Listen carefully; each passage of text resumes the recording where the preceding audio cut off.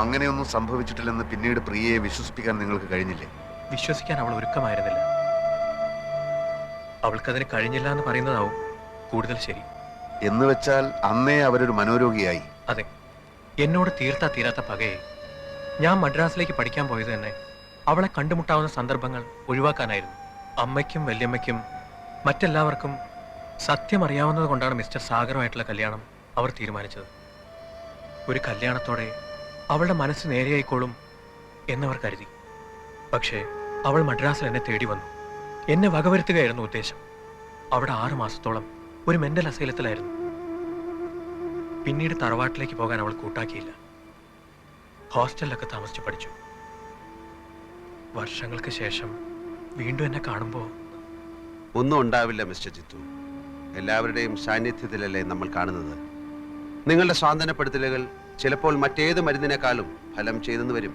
No, I don't want an explanation. ഇത്രയും പേരുടെ ഡ്യൂട്ടിക്കുള്ളപ്പോൾ ഇതൊരിക്കലും സംഭവിക്കാൻ പാടില്ലായിരുന്നു. ആ പേഷ്യന്റ് എന്തെങ്കിലും പറ്റിയാൽ അതിന്റെ ഉത്തരവാദിത്തം നിങ്ങൾക്കായിരിക്കും. എന്താ ഡോക്ടർ? ഇവര് കുളിക്കാൻ കയറുന്നത് വരെ പ്രിയ റൂമിൽ ഉണ്ടായിരുന്നതാണ്. Now she is missing.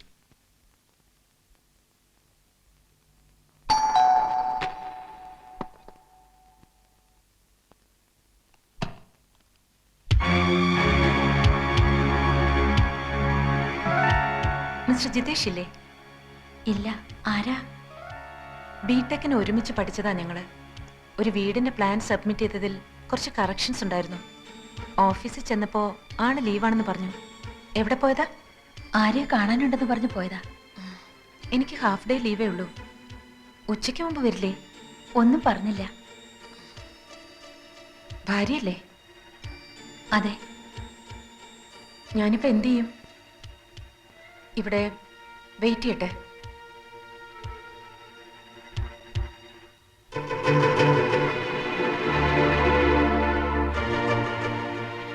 കുടിക്കാൻ കുറച്ച് വെള്ളം.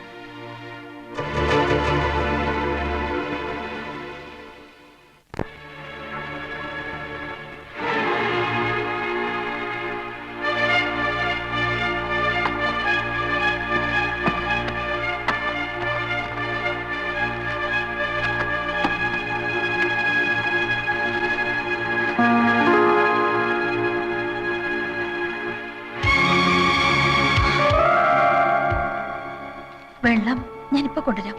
അങ്ങോട്ടിരുന്നോളൂ.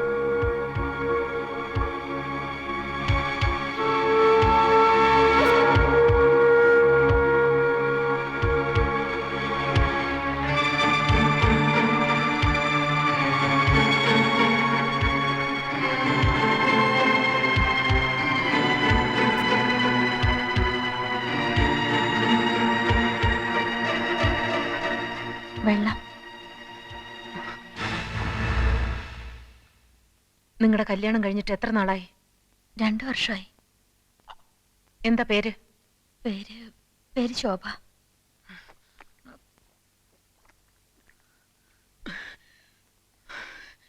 ഉച്ചയ്ക്ക് മുമ്പ് ആള് വരുമെന്ന് തോന്നുന്നില്ല. വരട്ടെ, വെയിറ്റ് ചെയ്യാം. വൈകുന്നേരം ആവും ചിലപ്പോ. സാരമില്ല, കണ്ടിട്ടേ പോകുന്നുള്ളൂ. ഫോൺ നമ്പർ തന്നാ ജിത്തോട്ടം വരുമ്പോ വിളിക്കാൻ പറയാം. നേരിട്ട് കാണേണ്ട കാര്യമാണ്. എങ്കിൽ പോയിട്ട് വൈകിട്ട് വന്നോളൂ. ഞാൻ ഇവിടെ വെയിറ്റ് ചെയ്തോളാന്ന് പറഞ്ഞില്ലേ?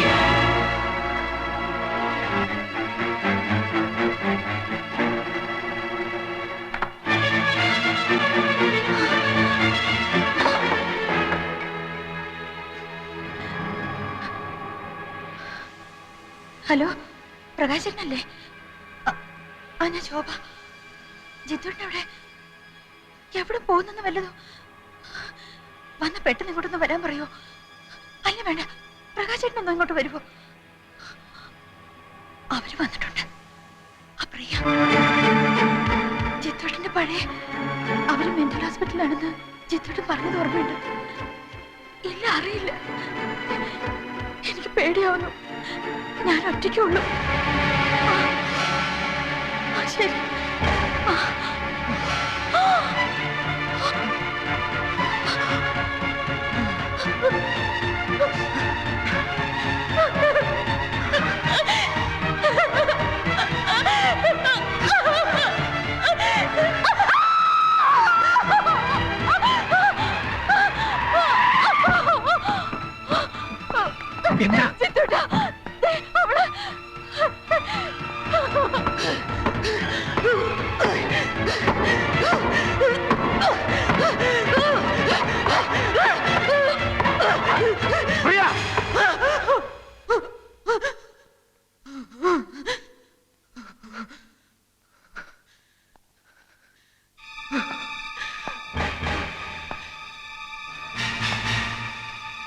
പ്രിയ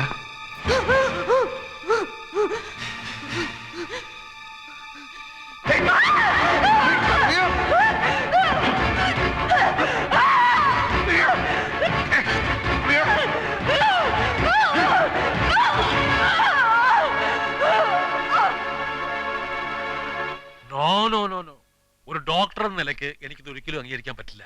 ഇത് നിങ്ങളുടെ നോവലും കഥയൊന്നും അല്ല. ഇതിന് ഇങ്ങനെയൊക്കെ ഒരു പരിഹാരം ഉണ്ടായിരുന്നെങ്കിൽ എന്ത് എളുപ്പമായിരുന്നു. ഡോക്ടറും വേണ്ട, മരുന്നും വേണ്ട, ചികിത്സയും വേണ്ട. ഞാൻ മനഃശാസ്ത്രമൊന്നും പഠിച്ചിട്ടില്ല. ഒരു ചെറിയ യുക്തി. അങ്ങനെ ചിന്തിക്കുമ്പോൾ ചിലപ്പോൾ ഇത് ശരിയാകുമെന്നാണ് എന്റെ മനസ്സ് പറയുന്നത്. സ്വയം നശിച്ചുപോയി എന്ന തോന്നലിൽ നിന്നാണല്ലോ മറ്റൊരാളെ വിവാഹം കഴിക്കുന്നത്. വഞ്ചനയാണെന്ന വിശ്വാസത്തിൽ പ്രിയ എത്തിയത്. ആ വിശ്വാസമല്ലേ ഡോക്ടർ ആദ്യം മാറ്റേണ്ടത്? അതെ, അതിനിതാണോ മാർഗം? ഒന്ന് പരീക്ഷിക്കുന്നതിൽ എന്താണ് തെറ്റ്? ഒന്നും സംഭവിച്ചിട്ടില്ലെന്ന് പ്രിയയ്ക്ക് ബോധ്യമാകുന്നതുവരെ ജിത്തുവിനോടുള്ള പകയും വൈരാഗ്യവും മാറുമെന്ന് തോന്നുന്നില്ല. ഇതുപോലുള്ള അറ്റംപ്റ്റിന് ഇനിയും അവൾ മുതിർന്നെന്ന് വരും. അരുതാത്ത എന്തെങ്കിലും സംഭവിച്ച ഒരു ദുരന്തത്തിൽ ചെന്ന് അവസാനിക്കുന്നതിലും ഭേദമല്ലേ ഈ ചെറിയൊരു പരീക്ഷണം? സാഗർ പറയുന്നതിലും കാര്യമുണ്ടെന്നാണ് ഡോക്ടർ എനിക്കും തോന്നുന്നത്. പക്ഷെ അതെങ്ങനെ? It is impossible. Doctor please. എനിക്ക് ഇതിന്റെ റെസ്പോൺസിബിലിറ്റി ഏറ്റെടുക്കാൻ ബുദ്ധിമുട്ടുണ്ട്. ആ കുട്ടിയുടെ ബന്ധുക്കളൊക്കെ ഉണ്ടല്ലോ, തീരുമാനിക്കട്ടെ. അവർ സമ്മതിക്കും, എല്ലാവരും സമ്മതിക്കും. ഡോക്ടർ അനുവദിച്ചാൽ മാത്രം മതി.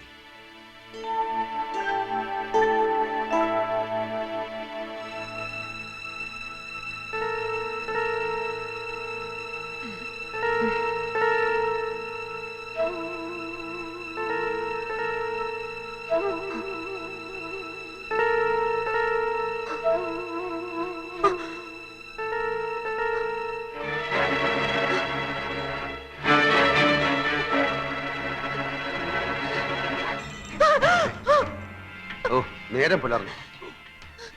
മണി 6 കഴിഞ്ഞു. സാരമില്ല, 7 മണി വരെ സുഖമായിട്ട് കിടന്നോളൂ. ആ, ഒന്നും അറിയാത്ത പോലെ എന്റെ അടുത്തൊന്ന് കിടക്കുമോളെ. നിനക്കിത് എന്ത് പറ്റി? ആദ്യ രാത്രി കഴിഞ്ഞ് നേരം വെളുത്തിട്ട് ലോകത്ത് ഇന്ന് വരെ ഒരു ഭർത്താവിനോടും ഒരു ഭാര്യയും എന്നെ തുടരുത് എന്ന് പറഞ്ഞിട്ടില്ല. മോശമല്ലേ? ഒച്ച ഉണ്ടാക്കാത്ത ആൾക്കാർ കേൾക്കില്ലേ? കുളിയൊക്കെ കഴിഞ്ഞ് അടുക്കളയിൽ ചെന്ന് നല്ലൊരു ചായ ഇട്ടുണ്ടോ ചേട്ടന്? ഒരു ഭാര്യയുടെ കടമകൾ ഞാൻ പഠിപ്പിക്കണം. ചതിയാ? അത് കല്യാണം കഴിഞ്ഞാൽ ഭാര്യയും ഭർത്താവും ഇങ്ങനെ ഒരുമിച്ച് ഉറങ്ങുന്നതും പരസ്പരം മനസ്സും ശരീരവും പങ്കുവെക്കുന്നതും നാട്ടു നടപ്പല്ലേ? അതെങ്ങനെ ചതിയാകുന്നത്? സത്യമായ കാര്യങ്ങൾ വിശ്വസിച്ചല്ലേ പറ്റൂ. കഴുത്തി കിടക്കുന്ന ഈ താലി നോക്ക്, ഉടുത്തിരിക്കുന്ന ഈ പുടവ നോക്ക്, നമ്മൾ കുടിച്ചു തീർത്ത ഈ പാൽ ഗ്ലാസ് നോക്ക്, കടിച്ചു തിന്ന ആപ്പിളും പഴങ്ങളും നോക്ക്.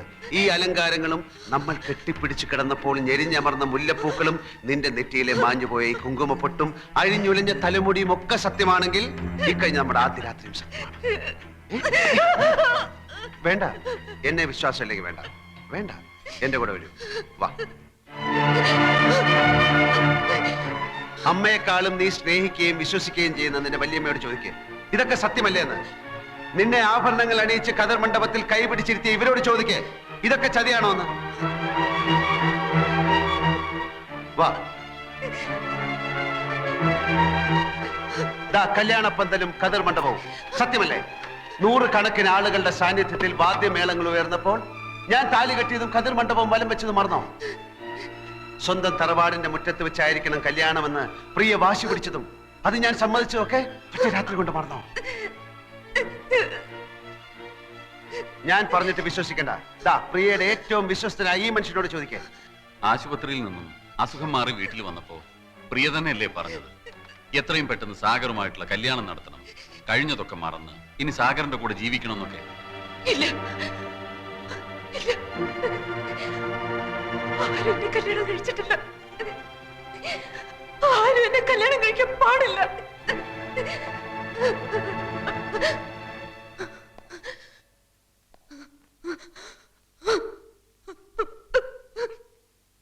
വർഷങ്ങൾക്ക് മുമ്പുള്ള ഒരു പ്രഭാതത്തിൽ നീ ഉണർന്നെണീറ്റപ്പോൾ ഒരു തെറ്റും ചെയ്യാത്ത ഈ പാവം പയ്യൻ നിന്നെ നശിപ്പിച്ചു എന്ന് നീ വിശ്വസിക്കുന്നുവെങ്കിൽ ഇന്നലെ രാത്രിയിൽ സംഭവിച്ചതും സത്യമാണ്.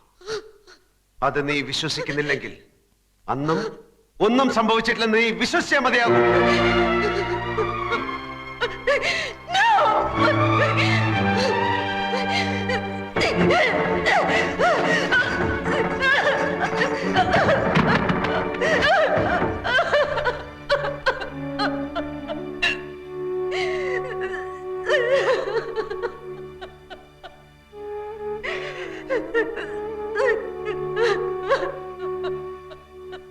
പ്രിയ,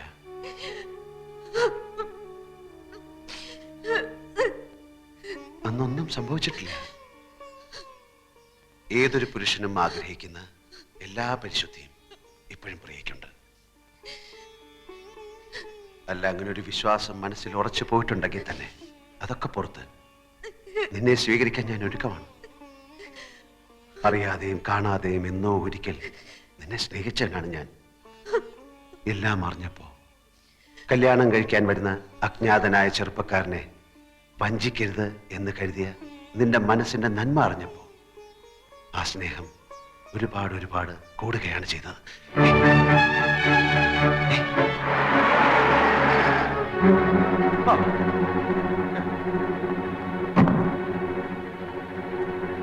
എന്റെ പൊന്നു തഹസിൽദാർ സാറേ, 2 ദിവസമായി ഞാൻ നെട്ടോട്ട് ഓടുകയാണ് കോട്ടപ്പുറത്തിനെ തേടി. എന്തായി ക്ലൈമാക്സ്? അവസാന ലക്കം ഇന്ന് കമ്പോസിങ്ങിന് കൊടുത്തില്ലെങ്കിൽ അയാൾ എവിടെ? ഭയപ്പെടാതിരിക്കൂ മാമച്ച, അയാൾ കഥ എഴുതുകയാണ് അകത്ത്. ശുഭപര്യവസായിയായ ഒരു പുതിയ അധ്യായവുമായി അയാൾ പുറത്തു വരുന്നത് വരെ നമുക്ക് കാത്തിരിക്കാം. ഏതോ നിദ്രതൻ പൊന്മയിൽ പീലിയിൽ 7 വർണ്ണങ്ങളും നീർത്തി തളിരിലത്തുമ്പിൽ നിന്നൊതിരും മഴയുടെ ഏകാന്ത സംഗീതമായി മൃദുപദമോടെ മധുമന്ത്രമോ